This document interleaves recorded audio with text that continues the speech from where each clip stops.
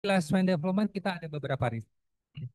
Salah satu riset yang kami lakukan di Lifespan Development adalah tentang pengasuhan, executive function, dan juga masalah perilaku anak. Oleh karena itu judul pada siang hari ini kami beri tema dengan dinamika pengasuhan dan fungsi eksekutif dalam memahami masalah perilaku anak. Yang alhamdulillah kami dapat hibah Putih Q2 untuk penelitian ini. Anggotanya di sini ada 6 orang. Dari anggota peneliti dosennya ada saya dan Mbak Inge. Kemudian ada tim peneliti eksternal Mbak Vita sama Mbak Cibe. Dan juga ada tim peneliti mahasiswa yaitu Mbak Aurel sama Tania. Nah ini foto kami lagi nongkrong di mana ini ya? Ya, Rempah Bistro. Ini sekedar, bukan lagi ini ya iklan Rempah Bistro ya, enggak. Ini coba gambar dari kami semuanya. Nah, untuk narasumber saya perkenalkan salah satu dari anggota peneliti kami tadi, yaitu Mbak Marcelina Yovita, Master Psikologi, Psikolog. Beliau ini psikolog klinis anak dan remaja, lulus pada tahun 2023 ya Mbak Vita ya? Oh, 21 lulusnya ya? Oh, lulusnya 21. Oke, jadi beliau lulus S1-nya 2016 di Psikologi UI, kemudian lulus S2 Magister Profesi Psikolog Peminatan Klinis Anak di tempat yang sama tahun 2021. Saat ini bekerja di sekolah sebagai psikolog sekolah di SMP SMA swasta di Jakarta Pusat. Nggak disebutin namanya ya, tanda kutip gitu ya. Kemudian juga praktik counseling online di Deep Small Talk. Dan Mbak Vita ini sebagai psikolog tentunya menangani berbagai kasus tumbuh kembang anak, gangguan neurodevelopmental, kem- kemudian terkait dengan masalah kemampuan sosialisasi dan regulasi emosi, kecemasan tentunya pada anak dan remaja. Nah, seperti yang diketahui tadi bahwa beliau, saya nggak enak bilang beliau udah tua kalau dibilang beliau ya. Mbak Vita ini merupakan peneliti hibah putih Q2 Laboratorium Lifespan Development. Oke, nah sebelum kita memulai, biasanya ada tata tertib untuk kegiatan seminar kali ini. Yang pertama yaitu selama pemaparan materi berlangsung, peserta diharapkan untuk mematikan mic, audio, barangkali kalau di sini tandanya handphone dan sebagainya tolong di silent. Kemudian selama kegiatan berlangsung, panitia akan mendokumentasikan keberlangsungan acara. Yang ketiga, apabila terdapat pertanyaan, dapat dituliskan melalui kolom chat atau bisa bertanya langsung ketika sesi tanya jawab. Jadi bisa bersuara langsung, kalau yang di sini bisa tunjuk tangan dan langsung bertanya. Kemudian peserta juga diharapkan mengikuti kegiatannya hingga akhir dan mengisi survei yang dikirimkan panitia melalui kolom chat. Dan peserta yang mengikuti ini nanti akan mendapatkan e-certificate. Kemudian link rekaman dan e-certificate akan dikirimkan oleh panitia ke alamat email yang didaftarkan oleh peserta. Lalu untuk pendaftaran research day bulan berikutnya nanti akan dipublikasikan melalui media sosial Fakultas Psikologi UI.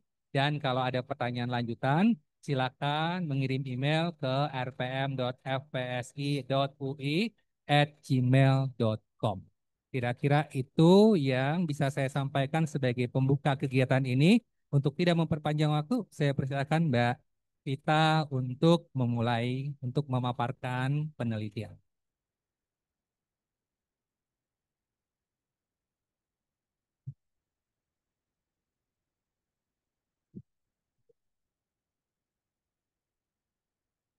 Oke, terima kasih Mas Doni yang telah membuka untuk sesi hari ini. Kebetulan Mas Doni adalah dosen pembimbing tesis saya dalam penyusunan jurnal artikel jurnal ini ya, dalam meneliti ini. Bisa dilihat di depan gitu ya. Penyusunnya ada saya dan juga tentunya Mas Doni. Begitu. Tadi sudah perkenalan tentang saya gitu ya. Jadi kita bisa langsung masuk membahas jurnal artikel penelitian yang telah dilakukan. Ini halaman pertama dari artikel penelitian yang sudah berhasil dipublikasikan gitu. Nah, berjudul Parenting Self-Efficacy in Relation to Children Executive Function and Externalizing Behavior. Jadi kalau dilihat dari judulnya gitu ya, ada tiga variabel yang memang ditekankan dalam penelitian ini. Parenting self-efficacy dan juga executive function anak dan juga externalizing behavior anak. Nah, dari sini sebelum saya masuk lebih lanjut gitu ya, teman-teman dari online yang di Zoom gitu ya, boleh apa ya ngetik-ngetik di kolom komentar em, kenapa sih atau momen apa yang banyak komentar namanya juga anak-anak. Kita sering dengar gitu ya, kalau misalkan kita lagi ada di tempat umum gitu banyak anak-anak gitu. Ada yang mungkin berkomentar namanya juga anak-anak gitu ya. Nah, mungkin dari teman-teman di sini ataupun teman-teman dari Zoom, pada momen apa sih biasanya komentar ini muncul gitu. Mungkin ada yang mau berpendapat, ada yang komen. Oke, dibuka ya.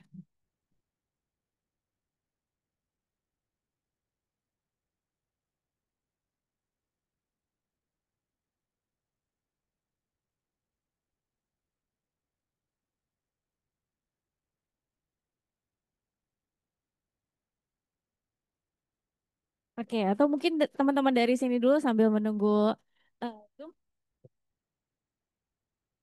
Oke.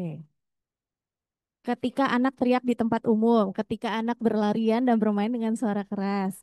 Kalau orang tuanya lagi marahin anaknya, oke, anak tantrum minta mainan gitu ya. Oke, ada apa lagi? Saat anak melakukan perilaku kurang adaptif, kalau makan belepotan. Oke, kalau anaknya clumsy. Ini berarti ketika anak lagi menunjukkan masalah-masalah gitu ya, biasanya ada excuse namanya juga anak-anak gitu. Nah, kalau misalkan boleh, oke. Em, di sini,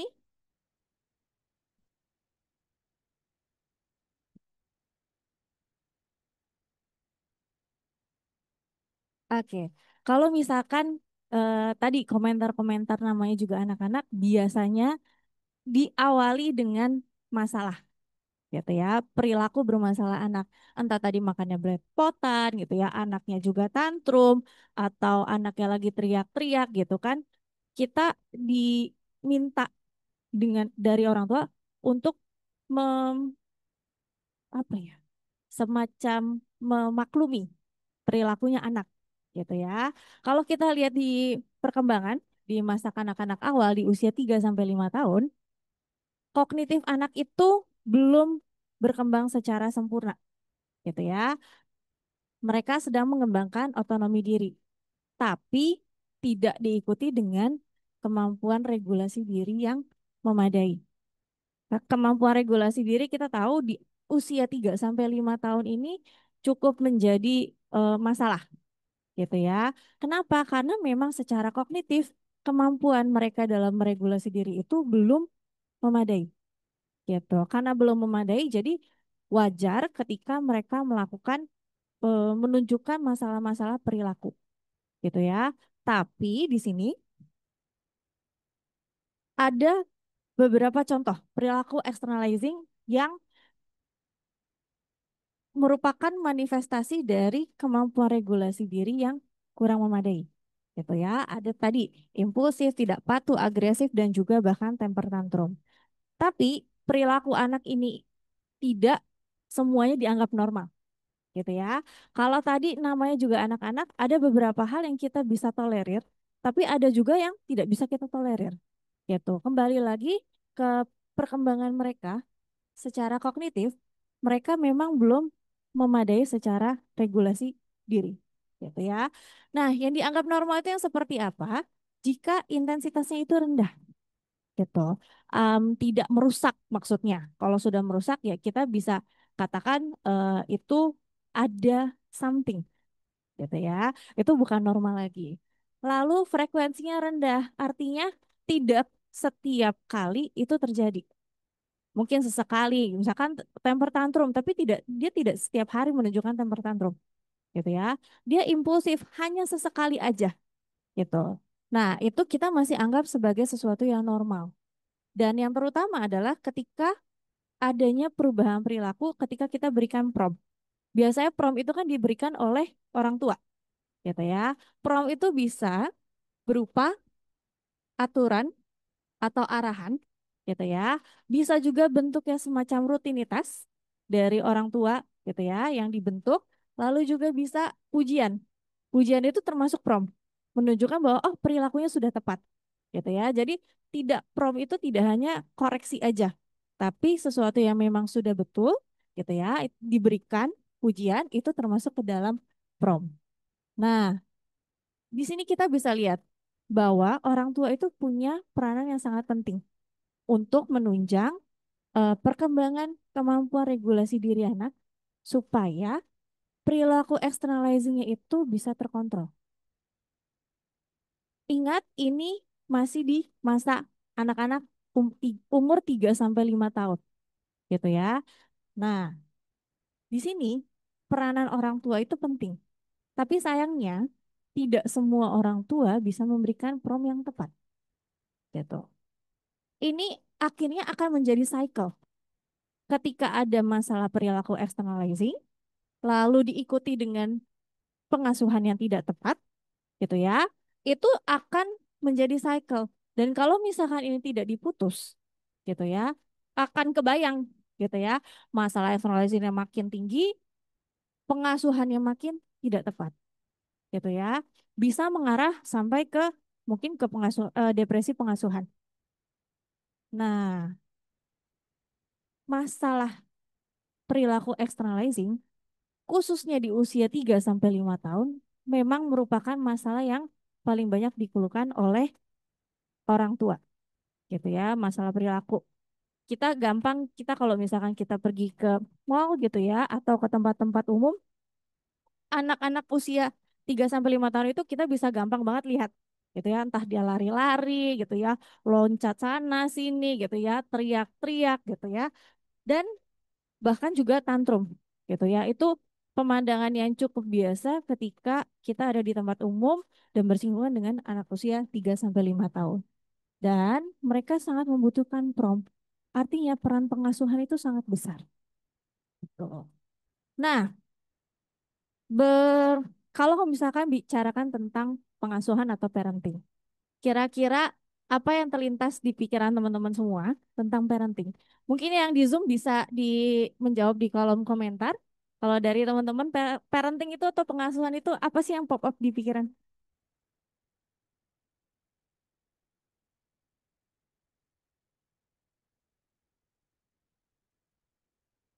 Ada pengasuhan. Apa sih biasanya bentuk pengasuhan itu kalau yang sering kita bicarakan atau sering kita dengar gitu ya, atau yang sering beredar di internet itu biasanya tentang apa sih? Oke, boleh yang di kolom chat. Oke, bagaimana cara-cara mengasuh anak, pengertian kepada anak, pengajaran, sabar. Oke, ini curhatan dari orang tua kayaknya ya. Terus merupakan sesuatu yang terus berkembang tapi juga resiprokal. Oke, respon terhadap perilaku anak. Parenting style, otoritarian, otoritatif, permisif, asuh, asah, dan asi. Oke, kalau dari teman-teman di sini, kalau mendengar kata parenting atau pengasuhan, apa sih yang muncul? Mendidik anak, oke. Oke, oke. Value, mengajarkan value, mendisiplinkan. Oke, dari sebelah sini mungkin pengasuhan, ketika pengasuhan apa sih yang terlintas?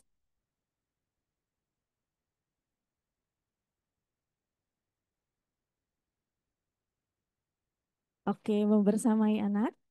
Oke, cukup beragam gitu ya. Pentingnya kesadaran dan tanggung jawab orang tua untuk membentuk perilaku anak. Kalau saya bisa simpulkan gitu ya, dari jawaban teman-teman yang di online maupun yang di sini, lebih banyak mengarah ke perilaku pengasuhan dalam menerapkan disiplin tadi ya. Ada juga parenting style itu kan bagaimana mempraktikkan em, pengasuhan kepada anak secara langsung. Ada juga tadi tentang sabar. Sabar itu kalau kita kelompokkan ke dalam psikologi kan kita mengenal ada tiga ya, tiga aspek. Ada kognitif, emosi, dan juga perilaku. Kalau sabar itu masuk ke yang mana?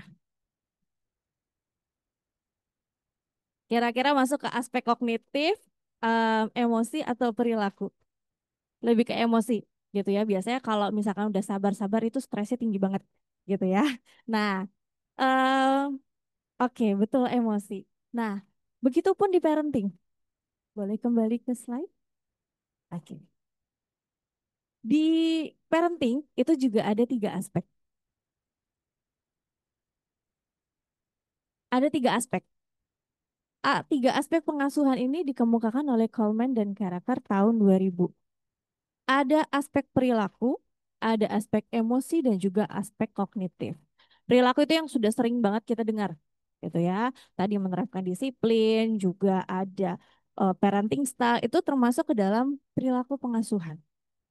Sedangkan aspek emosi, tadi parenting stress, parenting depression, gitu ya, yang sifatnya lebih ke emosional, gitu. Ada satu lagi tentang aspek kognitif. Aspek kognitif itu tentang pengetahuan, tentang pengasuhan, ataupun perkembangan anak. Kayak misalkan psikoedukasi di media sosial kan udah banyak banget ya, gitu. Tentang tips-tips parenting gitu. Itu sebenarnya termasuk ke dalam ranah aspek pengasuhan yang kognitif, gitu ya. Banyak tuh nanti ada yang membicarakan tentang positif disiplin dan juga em, parenting VOC gitu ya. Nah, media psikoedukasi itu termasuk ke dalam ranah kognitif. Jadi orang tua tuh tahu, oh ternyata parenting itu ada yang seperti ini ya, gitu. Tapi hanya level kognitif tahu. Tapi ada lagi level kognitif yang lebih dalam, namanya parenting self efficacy, gitu. Nah, ini yang akan menjadi pembahasan kita di hari ini. Ketiganya ini punya dinamika. Mereka tidak berdiri sendiri-sendiri, gitu ya, secara terpisah enggak. Tapi mereka itu berkesinambungan. Nah, perannya kognitif itu sebagai motor atau penggerak dari perilaku, gitu. Kalau teman-teman tahu atau pernah dengar CBT, gitu ya, Cognitive Behavioral Therapy, semua akar dari perubahan perilaku itu ada di level kognitifnya atau di beliefnya, gitu ya, atau cognitive distortionnya. Jadi, perilaku itu akan bergerak berdasarkan kognitifnya. Nah, kalau di sini level kognitif yang lebih dalam, yaitu parenting self efficacy, itu melihat itu yang menggerakkan praktik pengasuhan. Itu sudah ada beberapa penelitian dari Coleman dan Carruthers maupun dari Gardner dan rekannya, gitu. Sayangnya, penelitian-penelitian tentang ketiga aspek pengasuhan ini, baik perilaku, emosi, dan kognitif, lebih banyak menekankan pada aspek kognitif ketimbang aspek emosi maupun aspek eh, emosi maupun kognitif. Jadi lebih banyak menekankan pada aspek perilaku gitu.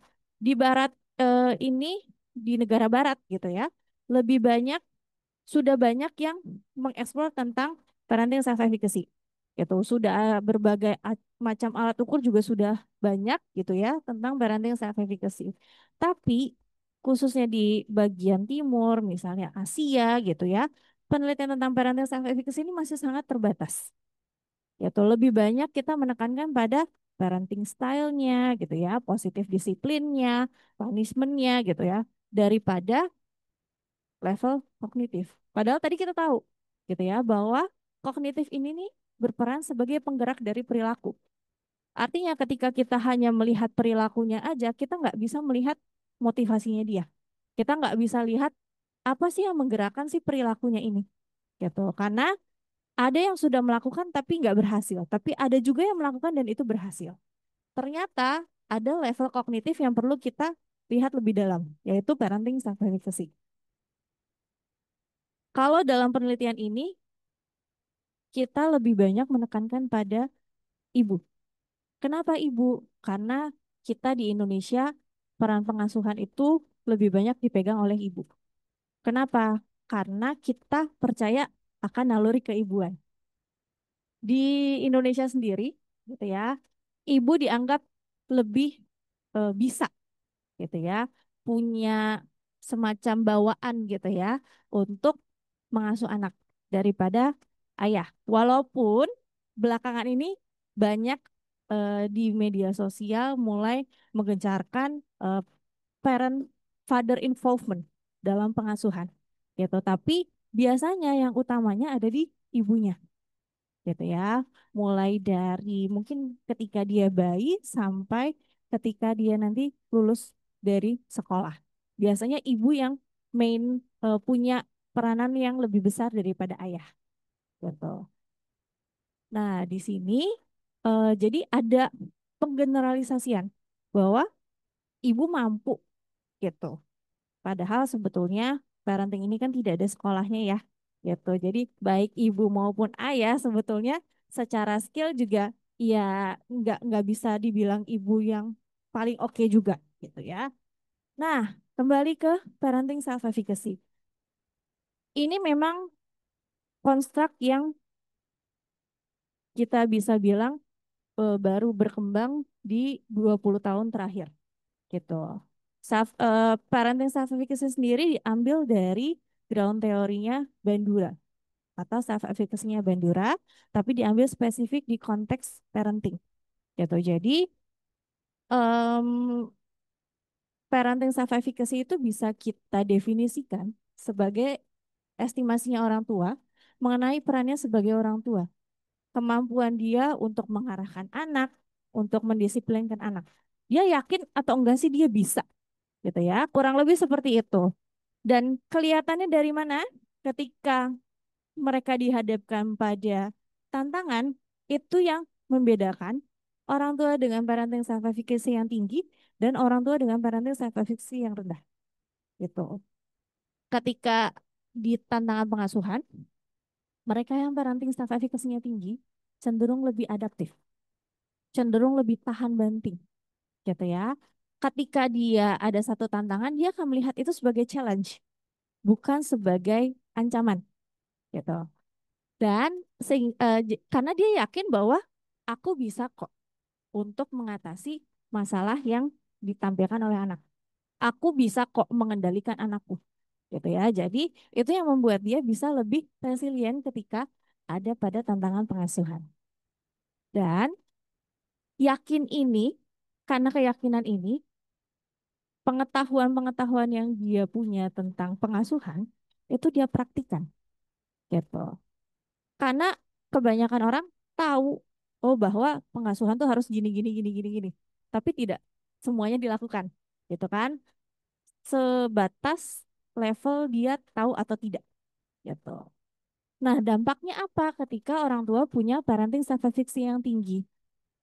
Strategi pengasuhannya itu akan lebih positif, akan lebih berfokus pada pengembangan diri anak gitu, ketimbang orang-orang yang punya parenting self-efficacy yang rendah.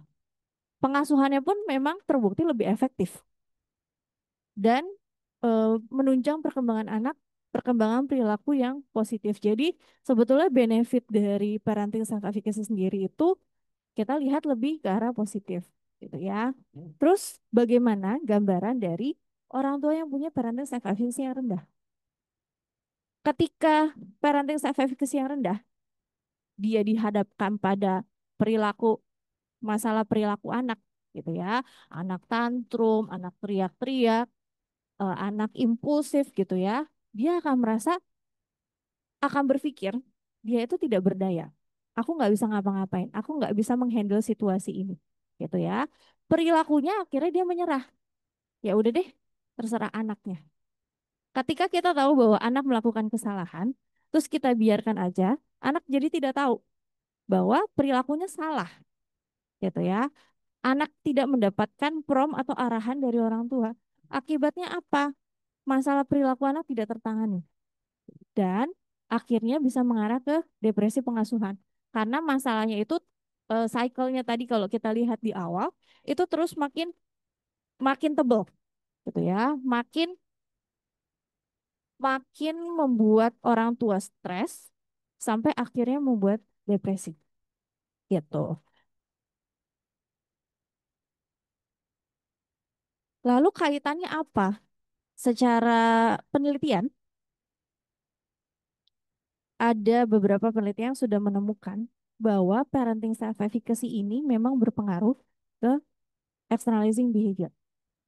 Dari penelitian yang dilakukan oleh Mouton dan rekan-rekan tahun 2018, dia membuat satu intervensi, namanya confident parent. Gitu. Dia berikan untuk orang tua yang memang memiliki anak dengan masalah perilaku externalizing. Dan ternyata terbukti ketika parenting self-efficacy-nya ditingkatkan, masalah perilakunya berkurang. Gitu. Jadi ternyata di sini parenting self-efficacy itu sudah terbukti untuk bisa menangani perilaku externalizing behavior. Kalau misalkan dalam dunia praktik gitu ya, kita tahu ada berbagai macam metode intervensi untuk menangani masalah perilaku anak.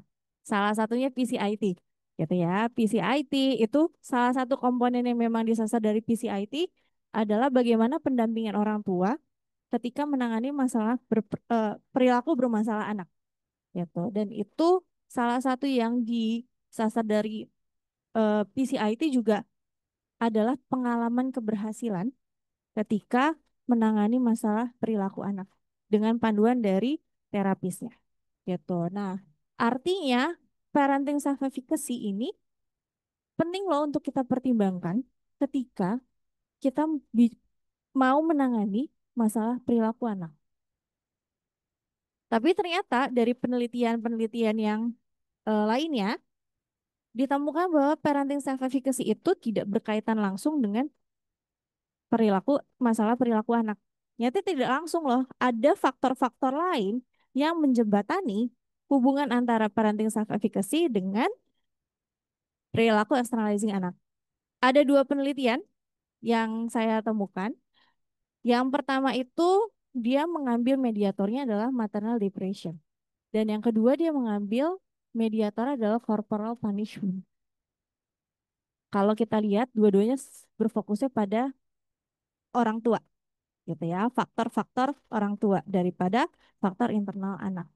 Nah, di sini yang mau saya teliti, yang saya teliti lebih menekankan pada faktor mediatornya berdasarkan dari anak gitu. Ini yang membedakan dengan penelitian-penelitian lainnya. Kalau bisa dilihat perilaku externalizing itu muncul tadi karena kemampuan regulasi anak yang belum matang, belum memadai. Jadi dalam penelitian ini kami memilih executive function sebagai mediator antara parenting self efficacy dengan masalah perilaku eksternal anak. Executive function itu apa? Jadi executive function itu merupakan pemrosesan kognitif tingkat tinggi yang berperan dalam memonitor dan mengontrol pikiran dan tindakan seseorang. Jadi executive function ini bagian dari regulasi diri yang dibutuhkan ketika kita mau mengarahkan perilaku. Ada tiga komponen, ada inhibitory control, working memory, dan juga cognitive flexibility. Untuk inhibitory control, itu bagaimana dia bisa menahan respon dominan untuk respon yang lebih adaptif di situasi tertentu. Misalkan, anak tahu bahwa di restoran nggak boleh lari-lari misalnya, gitu ya. Walaupun dia pengen lari-lari, ketika dia punya kemampuan inhibitor yang baik, dia akan menahan. Aku nggak lari-lari deh di sini. Mungkin jalannya agak cepat gitu ya. Atau ketika dia udah keluar dari restoran, tempatnya lebih luas gitu ya, dia lari-lari gitu ya. Itu salah satu contoh dari inhibitory control. Lalu yang kedua ada working memory. Working memory itu adalah kemampuan untuk mempertahankan informasi dalam pikiran dan memanipulasinya gitu ya. Jadi mengingat informasi, terus misalnya ada informasi baru, dia mau merecall informasi yang lama gitu ya, dia modifikasi. Lalu yang terakhir ada cognitive flexibility. Cognitive flexibility, em, gimana caranya anak itu bisa mengganti perspektif yang baru, gitu ya, atau berpindah dari satu tugas ke tugas yang lain. gitu. Jadi ini respon secara fleksibel. Ketiga ini merupakan komponen yang banyak diteliti ketika kita membahas tentang executive function. Tapi dalam penelitian ini hanya dua yang akan ditekankan, yaitu inhibitory control dan juga working memory. Apa kaitannya pengasuhan dengan IF anak atau executive function anak? IF ini berkembang pesat di usia 3 sampai 8 tahun, gitu ya. Dan itu sangat bergantung pada orang tuanya. Gimana orang tua memberikan stimulasi, bagaimana orang tua memberikan arahan dan juga struktur. Itu hal yang sangat penting ketika kita membicarakan executive function pada anak-anak usia 3 sampai 8 tahun. Sayangnya, penelitian tentang pengasuhan dan IF anak lebih banyak menekankan ke aspek perilaku dan aspek emosional. Sedangkan aspek kognitif pengasuhan itu belum tereksplor dengan sebesar kedua aspek lainnya. Di sini dari beberapa penelitian yang ditemukan, orang-orang tua yang punya parenting self efficacy yang tinggi, ternyata mereka lebih responsif karena dia yakin akan kemampuannya bahwa dia bisa, jadi dia merespon ke kebutuhannya anak seperti apa. Dan mereka punya rutinitas. Mereka bisa juga lebih yakin ketika dia mendisiplinkan anak bahwa aku bisa kok dan anakku akan nurut sama aku, gitu ya. Dan yang terakhir, ternyata parenting self-efficacy terbukti dapat memprediksi inhibitory control pada populasi 24 sampai 35 bulan. Jadi kalau dilihat memang penelitiannya masih sangat terbatas untuk mengkaitkan antara parenting self-efficacy dengan executive function. Ini hipotesis penelitian yang kami bawa. Ada tiga. Kalau bisa dilihat, parenting self-efficacy itu kami jadikan sebagai prediktor, lalu perilaku externalizing anak itu sebagai outcome, dan juga executive function sebagai mediatornya. Kami pecah jadi dua, kami lihat executive function secara keseluruhan maupun secara per komponen. Karena untuk executive function sendiri memang diteliti bisa sebagai unitary construct, bisa juga per komponennya. Gitu. Padahal tadi ada tiga gitu ya komponen dari executive function, tapi dalam penelitian ini hanya dua karena alat ukur yang kami gunakan itu hanya mengukur inhibitory control dan working memory. Gitu. Kami melakukan penelitian kepada 217 pasang ibu dan anak. Usia ibunya rentangnya 25 sampai 49 tahun. Usia anak itu range-nya dari 3 tahun 0 bulan sampai 7 tahun 10 bulan. Semuanya tinggal di Indonesia dan merupakan warga negara Indonesia. Tinggal bersama kedua orang tuanya. Ini penting gitu ya. Dan mereka semua adalah anak-anak dengan perkembangan tipikal. Artinya tidak ada anak-anak yang terdiagnosa dengan gangguan neurodevelopmental tertentu atau anak-anak yang punya history mendapatkan terapi-terapi tertentu terkait perkembangannya. Untuk proporsi jenis kelamin anak kurang lebih sama gitu ya, 106 anak laki-laki dan 111 anak perempuan dan mayoritas berada pada sosial ekonomi menengah. Ini instrumen yang kami pakai menekankan pada dua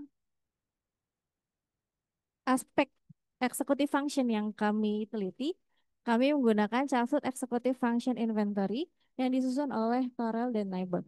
Jadi instrumen penelitiannya itu berupa kuesioner. Semuanya berupa kuesioner karena waktu itu pengambilan datanya kami secara online karena terdampak pandemi gitu. Kalau parenting self efficacy-nya kami menggunakan Me as a Parent. Ini alat ukurnya cukup baru tentang seberapa yakin orang tua akan kemampuannya untuk anak-anak usia 6 sampai 15 6 bulan sampai 15 tahun. Lalu yang externalizing problem behavior itu menggunakan HBQ dari MacArthur Health and Behavior Questionnaire.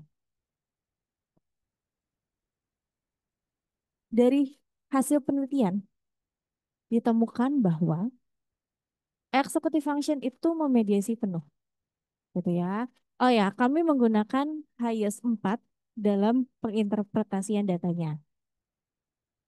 Kalau di sini dilihat, executive function itu memediasi penuh hubungan parental self-efficacy dengan perilaku externalizing anak. Artinya apa? Artinya sebetulnya parenting self-efficacy itu tidak langsung berpengaruh ke externalizing behavior, gitu ya. Tidak langsung, tapi harus melalui executive functionnya anak dulu. Ternyata level kognitifnya orang tua, pengasuhan dari orang tua itu berpengaruh ke level kognitifnya anak. Baru terlihat masalah perilaku di anak. Tapi bagaimana dengan dua komponen executive functionnya?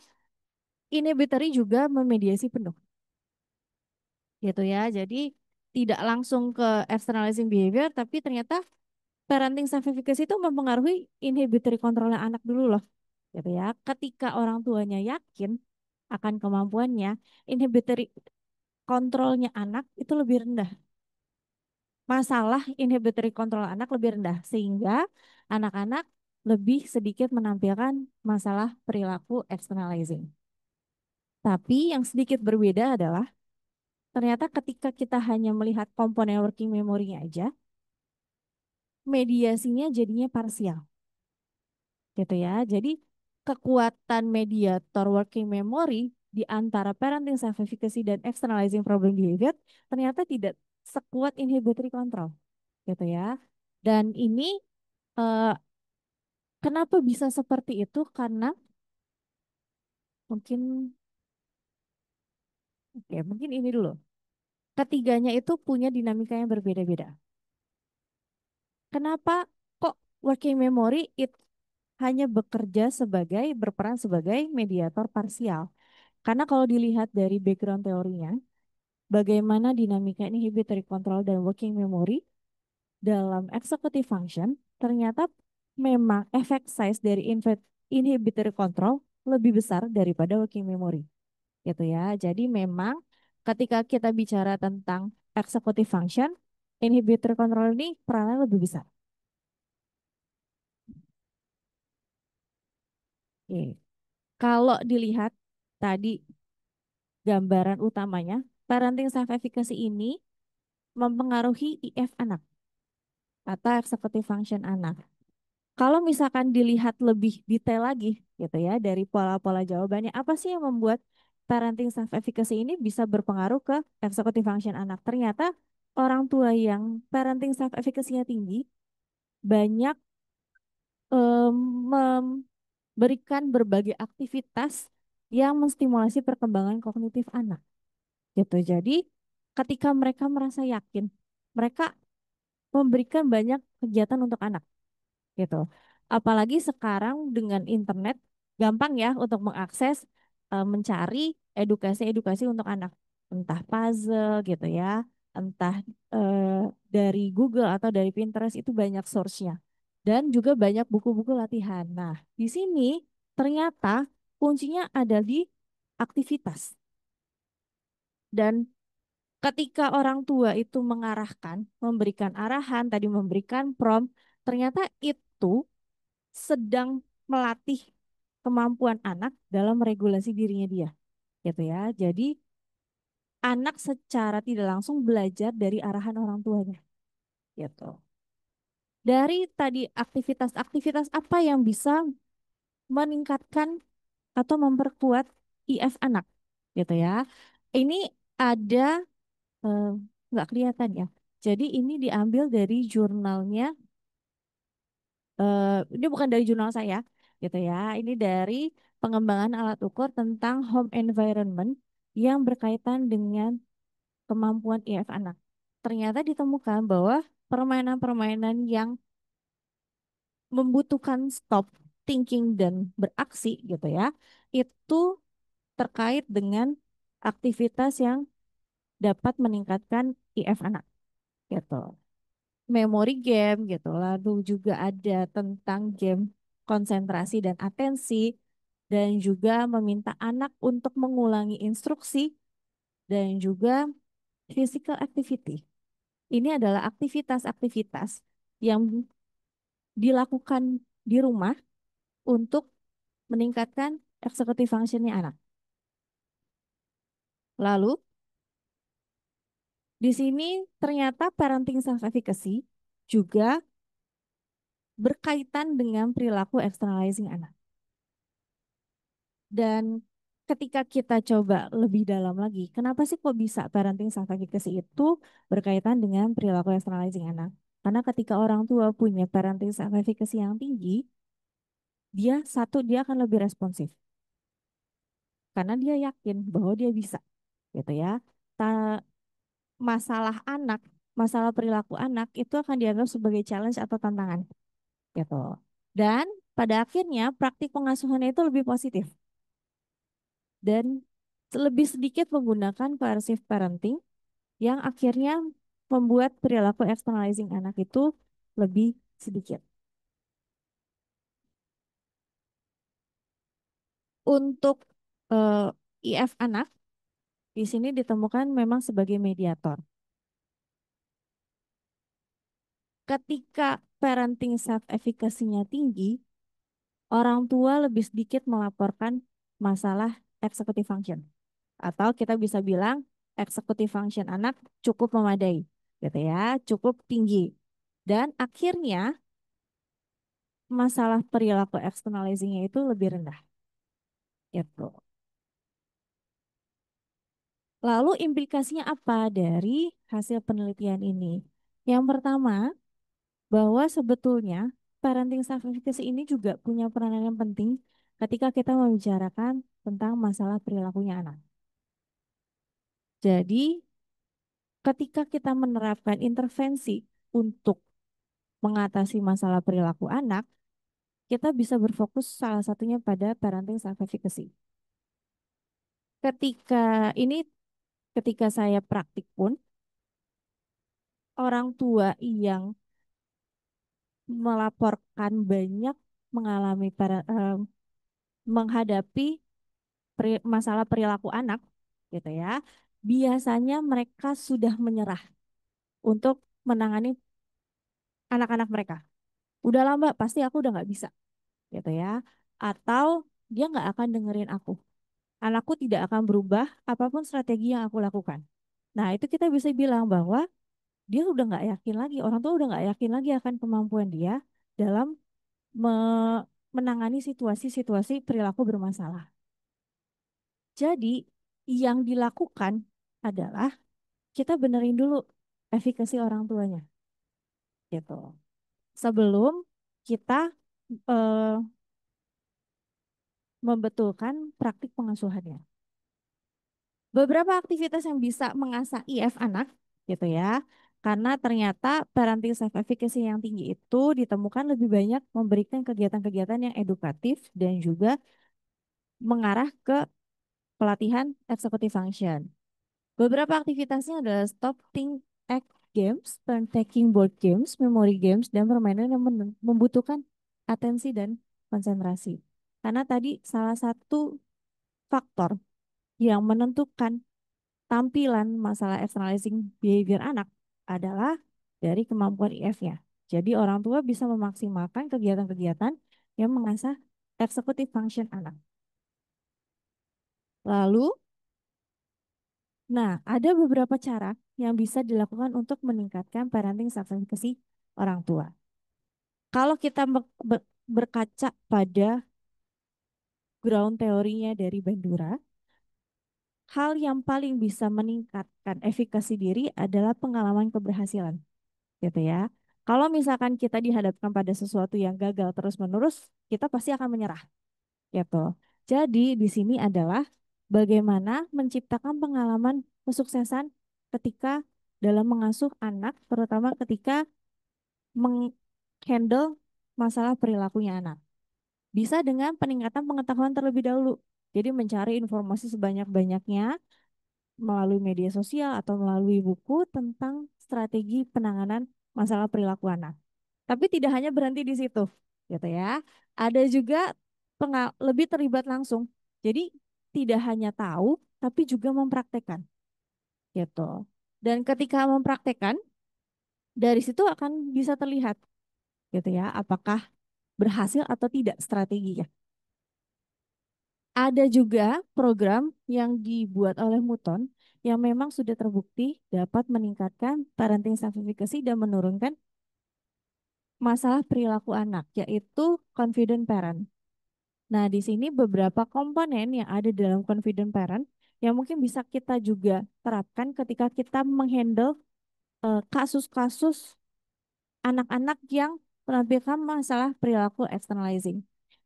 Pertama yang dilakukan oleh Mutan adalah normalisasi, gitu ya, bahwa ya memang pengasuhan itu memang sulit, gitu.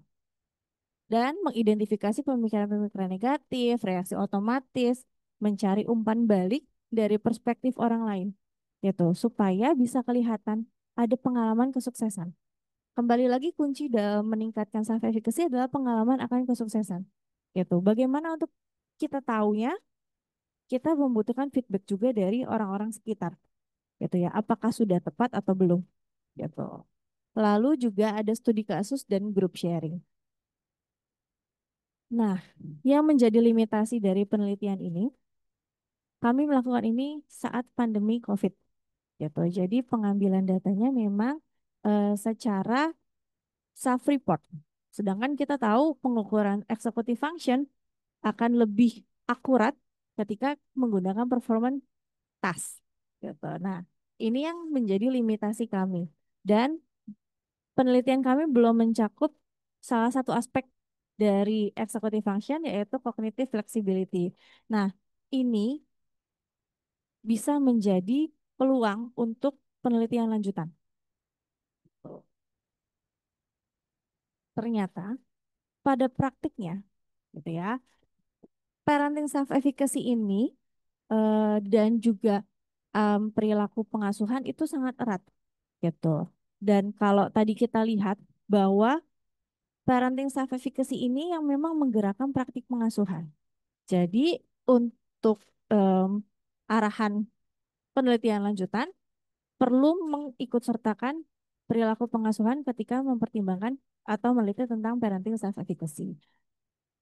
Nah, oleh sebab itu kami meneliti parenting berbagai aspek parenting secara lebih komprehensif di penelitian kami lanjutan.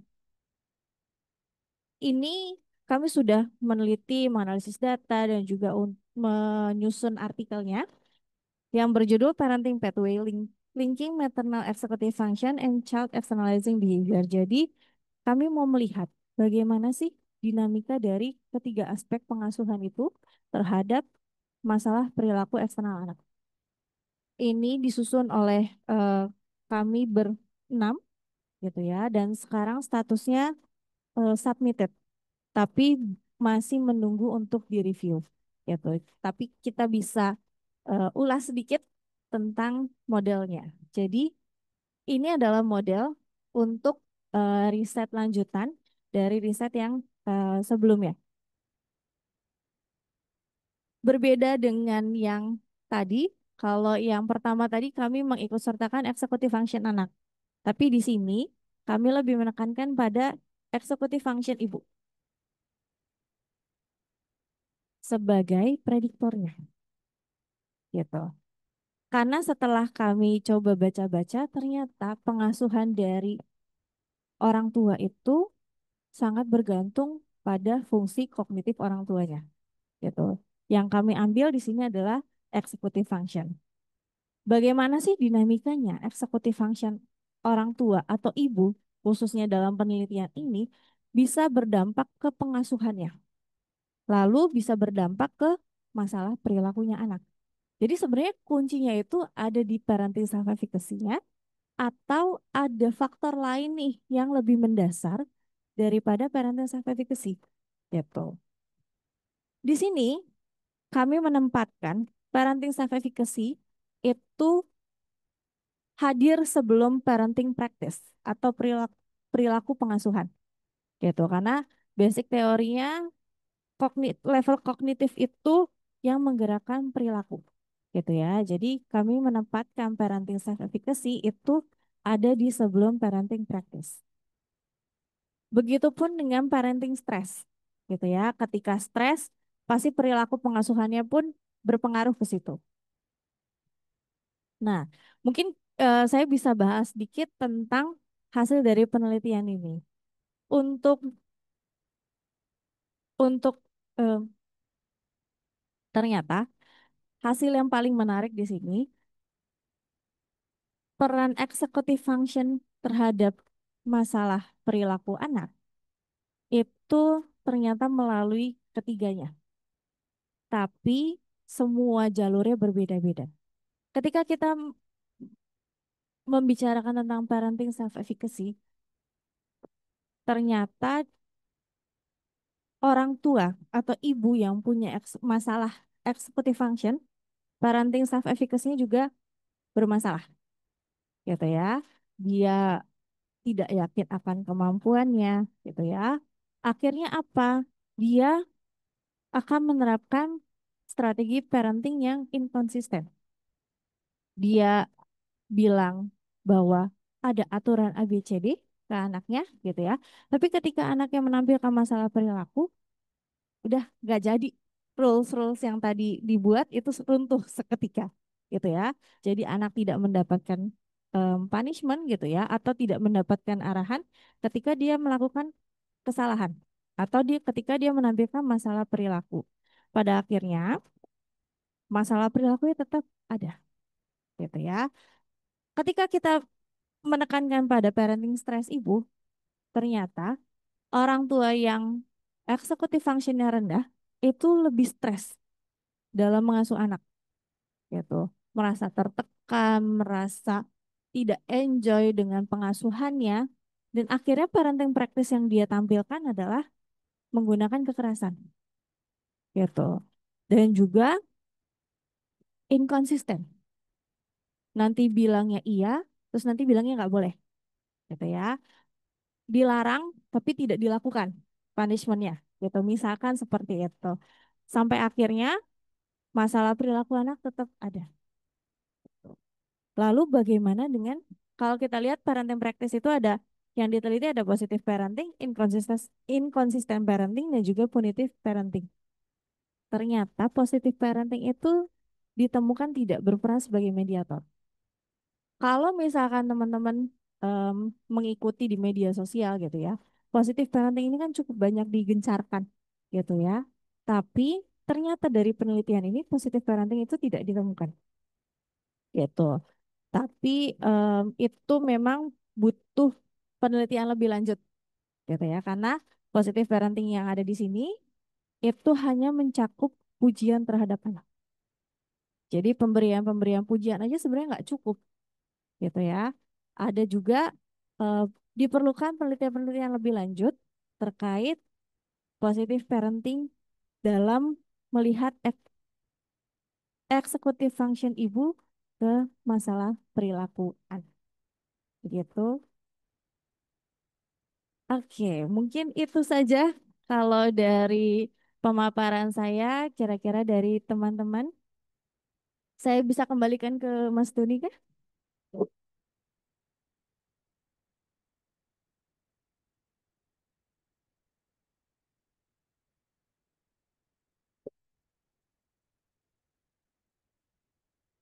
Kita bisa sambil duduk kan ya, nggak perlu berdiri, jadi kursinya kita taruh depan.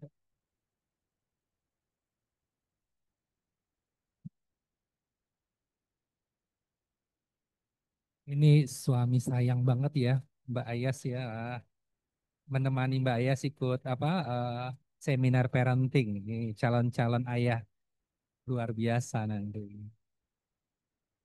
Baik, terima kasih banyak Mbak Vita atas paparannya. Kalau begini kita ngelihat ngelakuin orang ya, mudah-mudahan enggak ya, nggak apa-apa ya.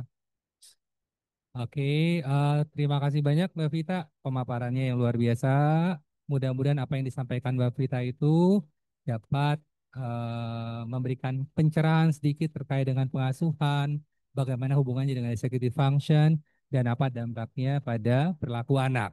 Nah, untuk sesi berikutnya, saya persilakan untuk Mbak dan Mas yang ada di ruangan ini maupun yang ada di Zoom untuk bertanya, berkomentar, atau memberikan masukan yang berharga buat kami untuk penelitian lanjutan. Silakan. Dari Zoom sudah ada pertanyaan-pertanyaan, Mbak? Oh, sudah ada ya? Wah iya, oke. Saya terpaksa berdiri kalau begitu ya. Ah, oke. Pertanyaan yang pertama ya dari ini Ibu Rita Eka Zati ya. Mbak Marcelina, selamat siang dulu Ibu Rita. Kayaknya sama-sama di IP kayaknya nih ya. Ibu Betul, I- Mas Doni. kan benar sih. Jadi, Salam dari Jogja, dari salam Bu IP Rita. Jogja. Iya, ini Maaf, ketemu. saya tidak buka kamera ya. Gak apa-apa Bu Rita, ketemu kembali Ya. sama Bu Rita senang banget. Jadi nih ada pesan Mbak Vita menarik sekali. Saya mau bertanya terkait pengukuran IF pada anak usia 4-12 tahun. Contoh itemnya bagaimana dan caranya bagaimana? Itu pertanyaan pertama. Mau kita jawab satu-satu dulu kali ya? Oke, Boleh. silakan. Oke, untuk pengukuran executive function sebetulnya bisa dilakukan secara self report, parent report, nggak bisa self report ya, parent report ataupun task performance gitu. Atau teacher report ya? Atau teacher report. Ya, jadi ada berbagai sumber daya data gitu ya untuk executive function anak di usia 4 sampai 12 tahun. Tapi yang paling akurat memang task performance. Jadi anak yang melakukan sendiri. Kalau parent report dan teacher report itu lebih mengandalkan laporan-laporan dari orang tua dan guru gitu. Kalau untuk dalam penelitian yang kami lakukan, IF-nya diukur menggunakan alat ukur namanya CEXI. CEXI itu Childhood Executive Function Inventory. Jadi berbagai item disusun untuk mengukur kemampuan executive function anak gitu. Alat ukur ini sudah diadaptasi ke dalam bahasa Indonesia gitu ya dan ada di website Torel dan Naibak begitu. Untuk contoh itemnya, mungkin saya cari dulu kali ya. Gitu. Salah satunya sih memang dilihat executive function dilihat dari manifestasi perilakunya. Gitu. Apakah bisa menunggu antrian? Gitu ya. Salah satunya. Gitu. Kalau mungkin kalau misalnya mau melihat yang lebih detail, mungkin bisa mengakses dari websitenya Torel dan Nyberg itu alat ukurnya tersedia untuk cek sih begitu. Oh, baik, mungkin boleh sedikit saya tambah ya Mbak Vita ya untuk jawaban Kak Bu Rita. Betul tadi yang disampaikan Vita, Bu Rita, bahwa di sini CEKSI ini sudah tersedia di website Torel. Item-itemnya lebih pada masalah executive function pada anak. Jadi itu pertanyaan-pertanyaan yang berhubungan dengan permasalahan IF, khususnya terkait dengan working memory dan inhibitory control, yang kemudian ada cabangnya lagi tuh, ada masalah planning dan sebagainya. Nah, kemudian Ya. mungkin sekalian kami memperkenalkan juga gitu ya. Ini ada tim IT saya yang luar biasa membantu mengembangkan alat ukur berbasis Android. Jadi IF, tapi memang usianya masih yang 4-6 tahun, belum sampai 12 tahun Ibu Rita.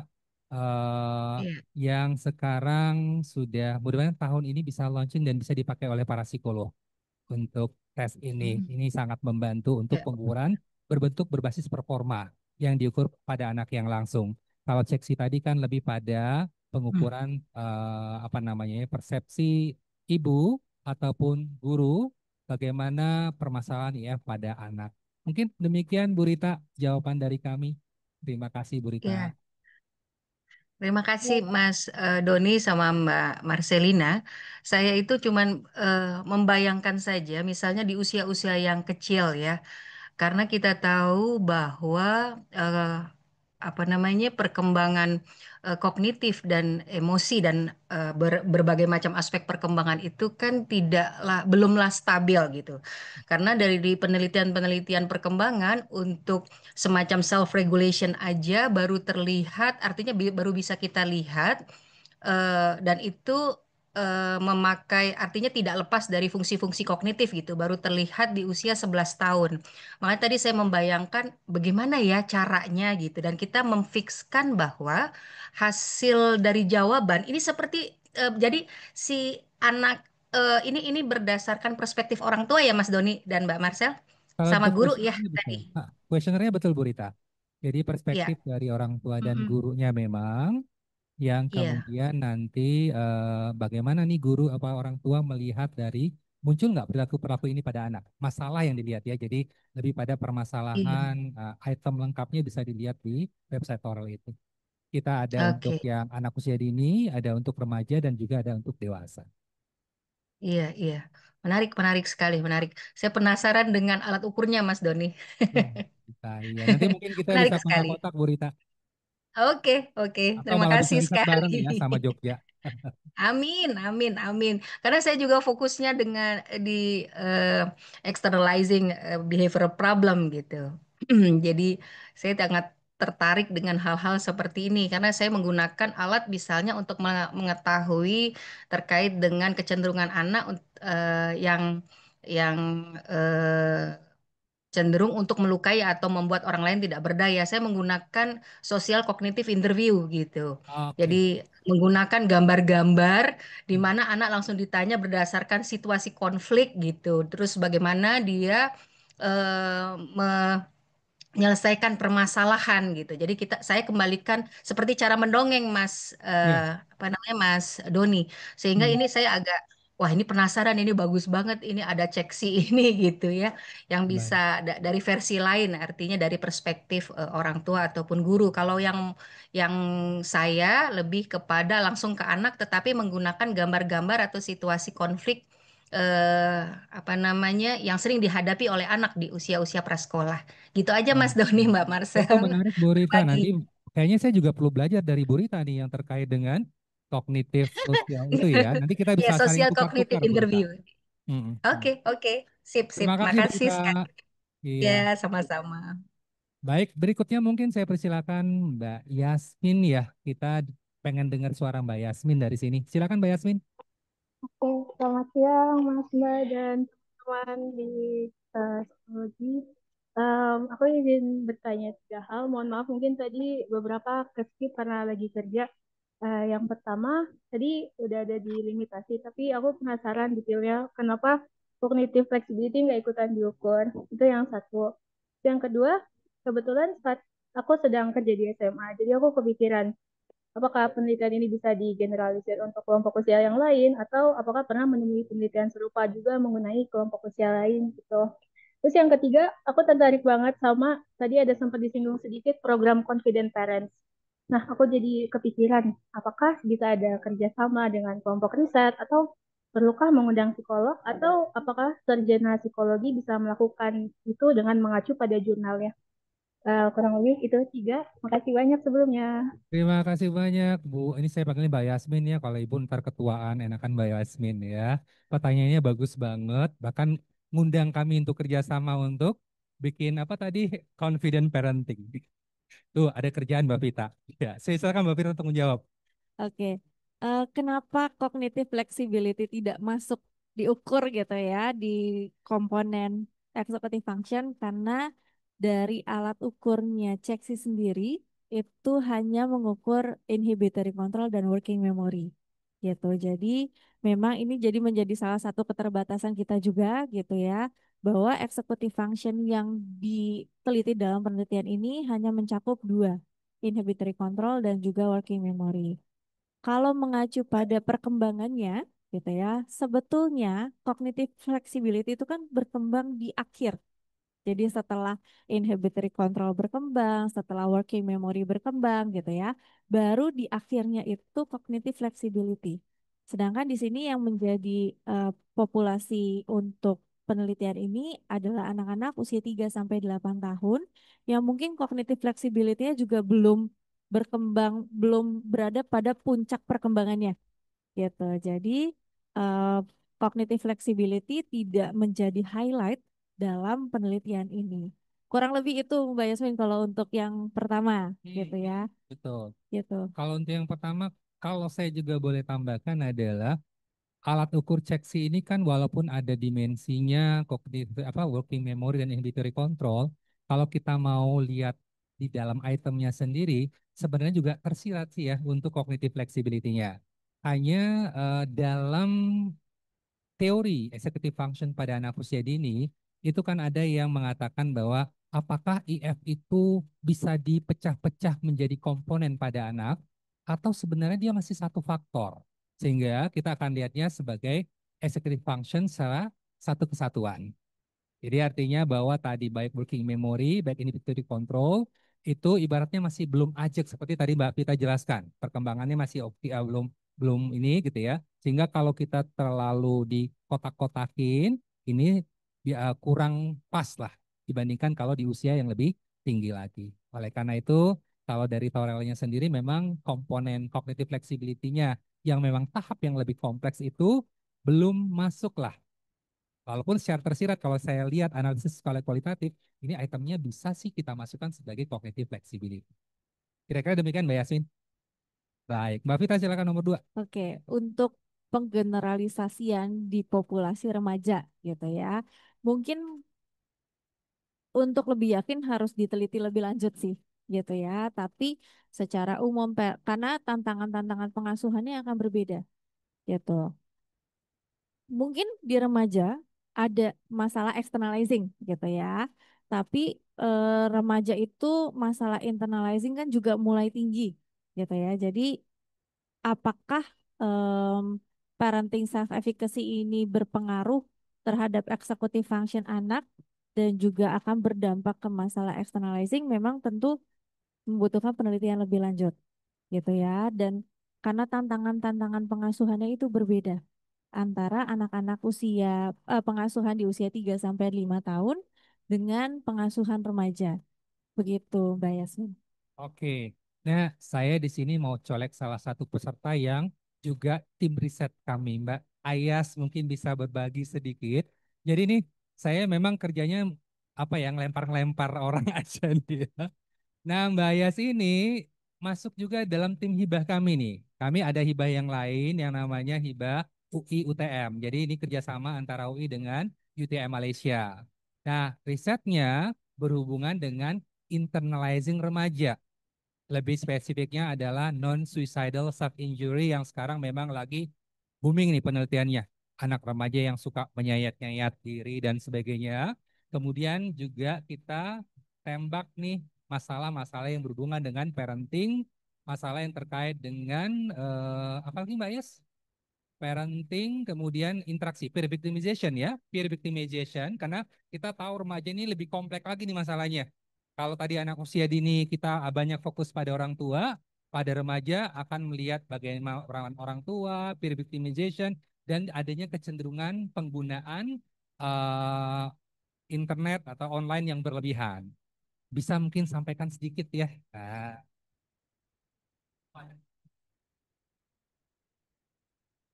ya. Iya, jadi dengan apa penjelasan dari Mas Doni, saya dengan tim UIUTM telah melakukan penelitian kepada anak siswa SMP dan SMA, Mbak Yasmin ya, terhadap tadi dinamika IF anak remaja dan juga faktor-faktor internal maupun eksternal yang ada. Yang externalizing behavior yang kami lakukan penelitian itu tadi NSSI. Mungkin saya sambil lihat-lihat lagi ya Boleh. Mas, penelitian. Orang langsung saya todong soalnya ya.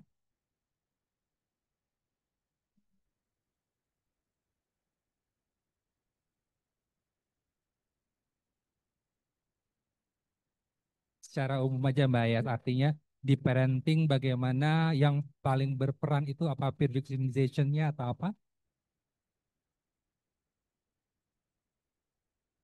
Ini kenapa dicari? Karena kami baru saja menyelesaikan draft untuk disubmit jurnalnya. Alhamdulillah hari ini tuh, kayaknya tadi pagi ya Mbak Yas ya, Iya, betul. berkasnya itu dikirim finalisasi dari paper yang kita targetkan untuk Q1, amin gitu ya. Q1 amin. Nah, ini memang riset khusus IF remaja dan faktor-faktornya dari orang tua, dari peer, dan juga masalah game tadi. Sudah ketemu jawabannya? Iya. Karena variabelnya banyak Ah, mungkin ya Mas, jadi agak takut salah menyebutkan.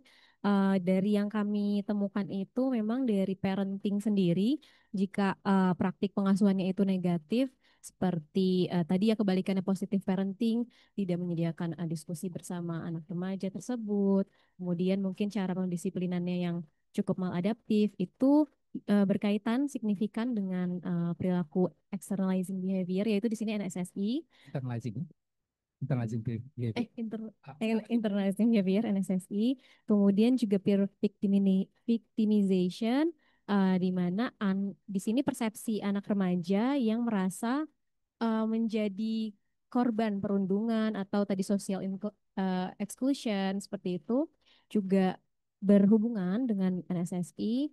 Kalau untuk IF-nya itu sendiri di sini lebih kuatnya tadi inhibitory control, mungkin sejalan ya dengan temuan yang yang Mbak Yovita sampaikan, dibandingkan tadi working memory-nya. Working memory tidak signifikan seperti itu. Nah, salah satu temuan yang menarik mungkin Mbak Yasmin bisa mengeksplorasi juga gitu ya tentang fenomena anak usia remaja ini. Terima kasih. Makasih banyak Mbak Yas. Kami nggak boleh kasih spill banyak-banyak soalnya nanti kita belum publikasikan dan nanti kami akan buat acara yang lainnya untuk diseminasi riset tentang NSSI ini. Baik, yang ketiga Mbak Vita lanjut. Yang ketiga tadi tentang program Confident Parent gitu ya dari Muton. Memang program ini cukup menarik, sangat menarik sih kalau menurut saya gitu ya. Dan ternyata ketika dipraktikkan dalam ruang konseling gitu ya, ya memang kami menyasar itu semua gitu ya. Ketika orang tua kita menangani kasus-kasus yang orang tua kewalahan dengan masalah-masalah perilaku anaknya. Ini tidak terbatas pada anak-anak usia 3 sampai 5 tahun gitu ya, karena saya juga menangani anak-anak remaja gitu ya. Dalam implementasinya gitu, itu semua bisa dimasukkan. Dari mulai normalisasi, dalam mengidentifikasi bagaimana sih polanya orang tua ketika menghadapi masalah perilakunya anak gitu. Atau ketika kalau remaja biasanya ketika anak remaja membantah instruksi dari orang tua gitu. Biasanya lebih banyak ke situ. Gimana sih caranya ngebilangin anak gitu ya. Itu yang em, menjadi highlight ketika konseling dengan orang tua gitu. Dan itu sebetulnya menarik untuk dikembangkan karena sejauh ini program-program pengasuhan yang dikembangkan lebih banyak ke praktik pengasuhan gitu ya. Sedangkan hal-hal yang berkaitan dengan parenting self efficacy atau aspek kognitif dari pengasuhan itu memang masih minim untuk dikembangkan gitu. Ini menjadi peluang kerjasama ya Mas ya gitu. Betul. Nanti Untuk jangan lebih heran Mbak Yasmin akan kontak Mbak Vita gitu ya, atau kontak LSD Lab gitu ya. Kami mau jalin kerjasama untuk ini. Yang penting ada ininya lah gitulah kira-kira. Siap, siap. Makasih Mbak Yasmin. Mudah-mudahan menjawab ya pertanyaan 1, 2, dan 3. Baik, berikutnya lewat chatting atau yang di resen dulu kali ya Mbak Vita ya. Mbak Anis Lutfia, silakan berkomentar atau bertanya. Selamat sore semuanya. Perkenalkan saya Anis, saya konselor di Puspaga Kenari Kota Yogyakarta. Em, yang menarik perhatian saya tadi adalah penelitian kedua terkait dengan bagaimana executive function pada ibu itu berpengaruh juga kepada perilaku tidak menyenangkan pada anak. Nah, yang menjadi pertanyaan saya adalah apakah ada variabel-variabel lain yang mungkin memengaruhi executive function ibu yang ternyata punya dampak, tapi belum diteliti pada penelitian ini. Misal uh, pada ibu yang usianya remaja, jadi misalnya umur ibunya itu masih 16, 17, tapi sudah punya anak umur 3 tahun, 4 tahun, atau misal ibu dengan latar belakang masalah uh, kejiwaan atau gangguan jiwa. Karena kasus-kasus yang saya dapatkan di pusat pembelajaran keluarga itu cukup banyak ibu remaja, sehingga melihat bagaimana kepercayaan diri mereka terhadap bagaimana nanti mereka parenting atau mengasuh anak-anaknya, karena case-nya adalah KTB, itu uh, mereka lebih banyak ragu dengan gimana nanti mereka ke depannya akan mengasuh anak. Kira-kira begitu. Terima kasih banyak. Terima kasih buat Mbak Anis pertanyaannya ini. Oh, di mana tuh masalahnya? Oh, speakernya. Oke, tenang dulu ya speaker. Oke, baik ini pertanyaannya bagus sekali dari Ibu Anis sebagai konselor di Jakarta. Saya persilakan Mbak Vita untuk memberikan tanggapan. Untuk faktor-faktor yang mungkin mempengaruhi executive function tentunya banyak gitu ya. Dan yang untuk penelitian yang kedua itu memang kami tidak mempertimbangkan faktor-faktor lain terlalu detail gitu ya. Kami lebih menekankan pada anaknya gitu. Apakah ibu yang berusia remaja atau yang memiliki latar belakang masalah kejiwaan itu akan berpengaruh ke fungsi eksekutifnya? Tentu saja iya, gitu ya. Karena kematangan tadi fungsi eksekutif itu salah satunya adalah usia perkembangannya juga, gitu. Dan juga bagaimana em,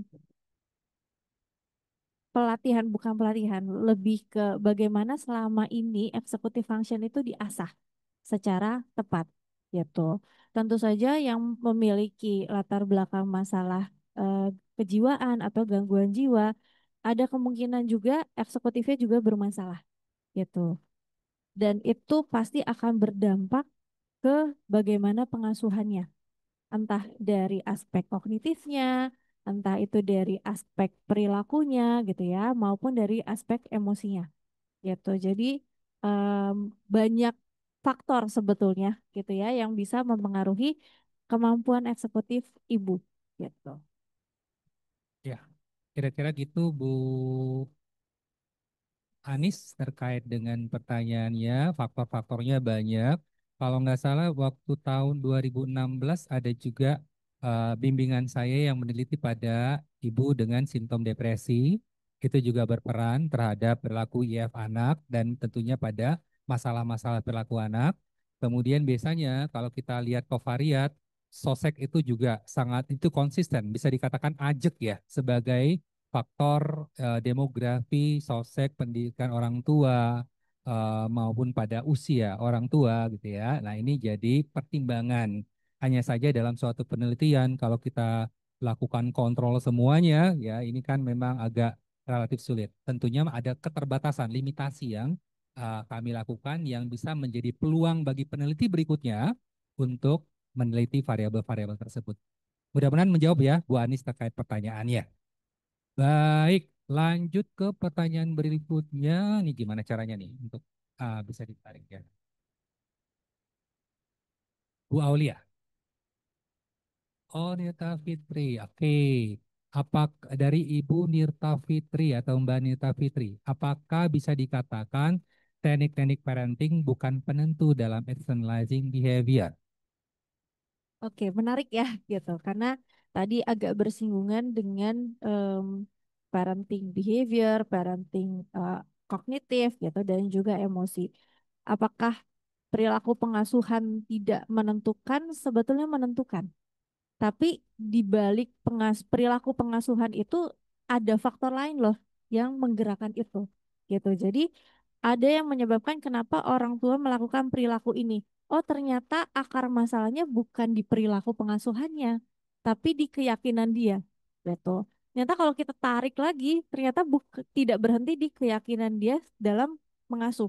Ternyata lebih dasarnya lagi kemampuan kognitifnya atau eksekutif fungsinya itu bermasalah gitu. Jadi kami mencoba mencari, oh ada masalah ini akarnya dari mana ya? Gitu. Oh ternyata ada lagi yang lebih mendasari dari perilaku pengasuhan. Gitu. Jadi ketika nanti dilakukan intervensi gitu ya. Jadi tidak menyasar ke perilakunya langsung, tapi kita lihat sebenarnya masalahnya di mana sih di orang tua ini. Apakah eksekutif fungsinya udah cukup baik nih ternyata, tapi ternyata bekal pengetahuannya belum memadai. Jadi orang tua tidak yakin. Nah, ketika orang tua tidak yakin, tentunya perilaku pengasuhannya akan berpengaruh. Jadi ragu-ragu misalnya, ini peraturan atau rules-nya dilakukan atau tidak ya, gitu. Atau kemarin rules-nya bagaimana ya, hari ini rules-nya bagaimana itu bisa berbeda, gitu ya. Jadi ada masa perilaku pengasuhan itu mungkin kita bisa bilang surface-nya, tapi di akarnya itu apa sih yang membuat orang tua itu perilaku parentingnya itu maladaptif gitu. Jadi itu yang kita berusaha untuk cari tahu dari penelitian-penelitian ini. Begitu Bu Nirta Fitri gitu. Semoga bisa menjawab. Iya, pertanyaannya bagus dan jawabannya tadi Mbak Vita sudah sampaikan. Dan yang juga menjadi limitasi dari riset ini adalah riset ini cross-sectional, sekali tembak. Jadi kita hanya melihat dari satu antara kognitif, afeksi, ke perilaku parentingnya yang menuju ke bagian externalizing problemnya. Tapi kalau kita lihat riset-riset sekarang yang trennya longitudinal menggunakan bidirectional approach, maka kita akan lihat bahwa perilakunya yang misalnya parentingnya bermasalah, makin membuat dia tidak percaya diri, makin membuat dia menjadi cemas. Kecemasan yang tinggi dan parenting yang tinggi juga makin membuat perilakunya juga tidak baik. Jadi itu siklusnya kira-kira jadi ini input jadi output, outputnya jadi input lagi dan seterusnya.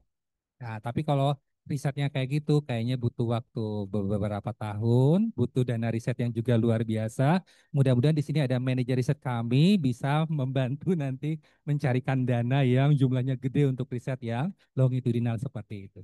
Kira-kira demikian ya Ibu Nita Fitri, terima kasih pertanyaannya. Kita lanjut lagi ke pertanyaan berikutnya. Ibu atau Mbak Aulia Anis, izin bertanya off cam, boleh nggak apa-apa. Terdapat pola pengasuhan yang dikenal yaitu autoritatif, authoritarian, dan permisif. Menurut kajian dari tim riset ini, bagaimana peran pola pengasuhan ini terhadap executive function anak dan perilaku externalizing anak, terlebih dalam konteks Indonesia. Silakan Mbak Vita. Oke, untuk em, pola pengasuhan autoritatif, otoritarian, dan permisif itu memang bukan highlight ya gitu dari penelitian ini gitu. Tapi dari literatur-literatur gitu ya, memang ini masih eh, belum belum ajak ya.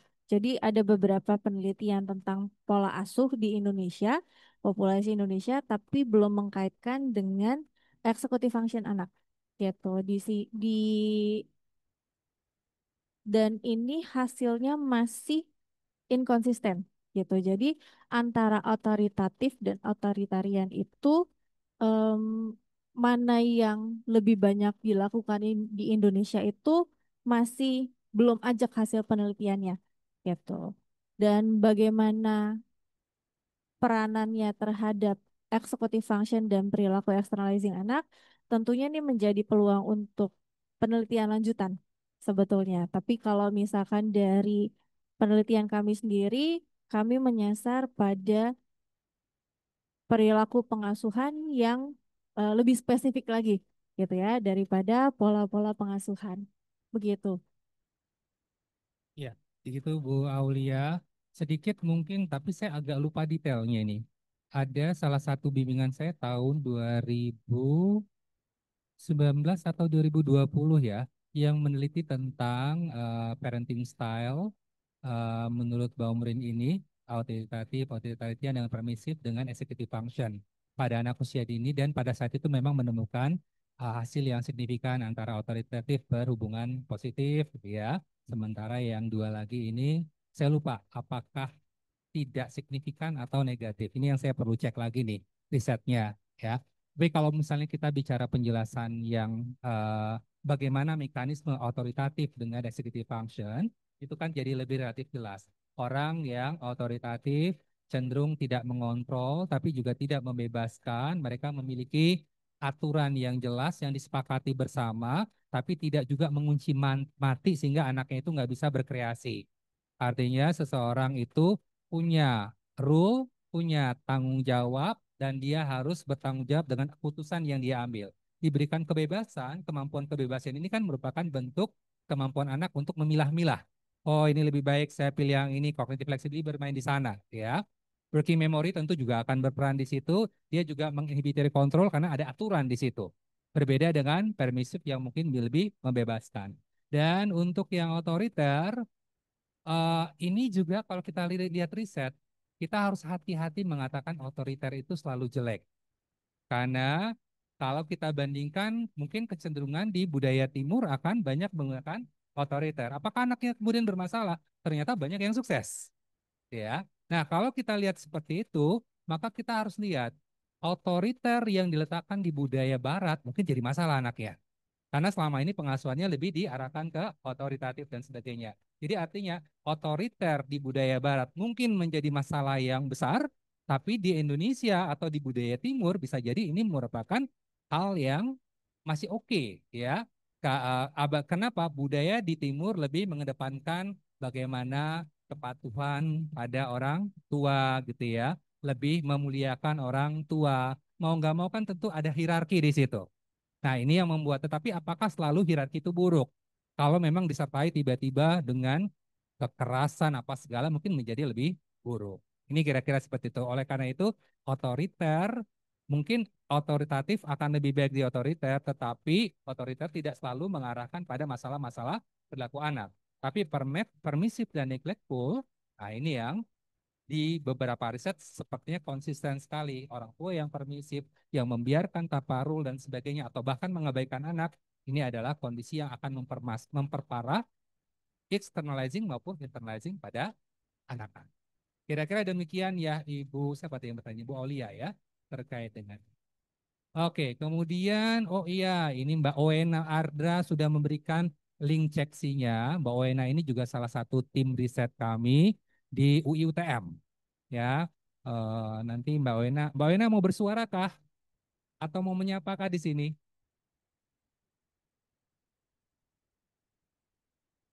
Oh, barangkali lagi apa mute atau mic-nya tidak ini ya. Artinya ini kalau Ibu, Bapak, Mbak, Mas yang ingin akses terkait dengan alat ukur yang ada versi bahasa Indonesianya, silakan coba klik cek si SE ini. Kemudian oke. Saya belum sempat cari dan baca papernya dalam pertanyaan ini. Apa jumlah anak yang dimiliki partisipan ibu? Anak keberapa menjadi kriteria partisipan? Jadi ini anak keberapanya Mbak Vita? Jumlah anak dan anak keberapa Ya, gitu ya. apa jumlah anak yang dimiliki partisipan ibu anak? Iya ya. Ya, Ibu anak keberapa? Dua jadinya ya. oke. Nah, Untuk data jumlah anak yang dimiliki dan sebenarnya posisi anak ini tuh anak yang keberapa gitu ya, itu kami ambil sebagai data demografis gitu. Tapi dalam penelitian ini tidak diperhitungkan ke dalam penghitungan statistika ataupun dikontrol, oh jadi hanya anak pertama aja atau hanya anak kedua aja gitu. Ini bisa menjadi menarik sih ya, karena tentunya anak pertama dan anak kedua itu mungkin dinamika di orang tuanya berbeda gitu ya. Ketika kan salah satu yang paling berperan ketika kita bicara parenting self efficacy adalah pengalaman kesuksesan. Kalau misalkan ternyata anak pertamanya itu cenderung easy gitu ya, mudah untuk diarahkan gitu ya. Pas ketemu anak kedua gitu, dia menghadapi banyak masalah perilaku. Bagaimana parenting self efficacy-nya mungkin itu bisa berbeda gitu ya dengan parenting self efficacy orang tua lain yang baru pertama kali gitu ya. Jadi ini bisa menjadi peluang untuk penelitian lanjutan untuk mempertimbangkan anak keberapa dan jumlah anaknya ada berapa. Karena tentunya tingkat keyakinan orang tua itu tidak hanya bergantung pada fungsi eksekutifnya aja gitu, tapi juga kondisi di masing-masing keluarga seperti apa. Begitu. iya, terima kasih Mbak Nifa. Jadi penelitian kita memang belum mengontrol ini ya Mbak Vita ya. Tapi riset yang senada di lab LSD itu juga bicara tentang apa namanya urutan anak dan theory of mind. Di sini ada Bu Ike nggak ya? Itu online Bu Ike. Bu Ike ini adalah salah satu tim riset kami yang aktif meneliti riset terkait dengan theory of mind. Theory of mind itu bagaimana anak mampu memprediksi perasaan. Nah, ada Bu Ike nih. Bu Ike mau berkomentar kah Bu Ike tentang theory of mind dan urutan kelahiran anak?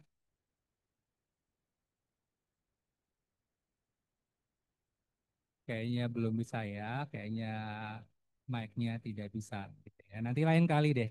Lain kali kalau kita akan ada research day lagi, kita akan bahas tentang ini. Mudah-mudahan Bu Ike bersedia untuk jadi pembicaranya. Demikian ya Ibu Hanifah tadi ya. Bu Hanifah ya. Oke, masih ada lagi?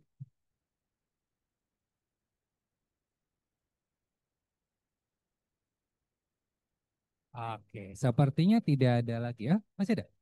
Oh, Ibu Siti Nur Fauzia. Di sini sepertinya peserta di sini antusias membantu saya. Ini ada yang belum, tandanya memang pada sadar semua untuk ini. Izin bertanya untuk menginterpretasikan hasil dari skor alat ukurnya bagaimana ya Pak dan Ibu? Nah, silakan Mbak Vita. Oke, ini merujuk Seksi. pada ceksi berarti ya, gitu. Untuk menginterpretasi hasil skor. Kalau dari panduan yang diberikan oleh Torel dan Nyberg, memang dari skor-skor yang diperoleh per itemnya itu dijumlahkan per dimensinya, gitu. Untuk ceksi sendiri sebetulnya ada 4 subskala.